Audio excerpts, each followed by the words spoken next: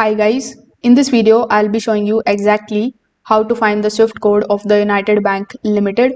So it is also called UBL. So you can either go to the official website of the ubldigital.com. There you will find the SWIFT code related details in the contact us section, or you can also try to contact with the customer support team and get the help in this regard. If you have a bank account with them, you can just simply look for the bank statements of yours.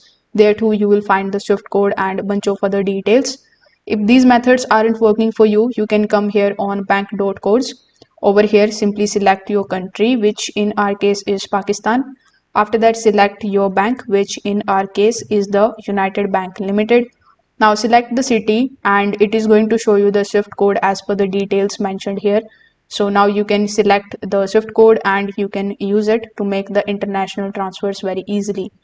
If this video helped you out, make sure that you like this video and subscribe to the channel. Thanks for watching.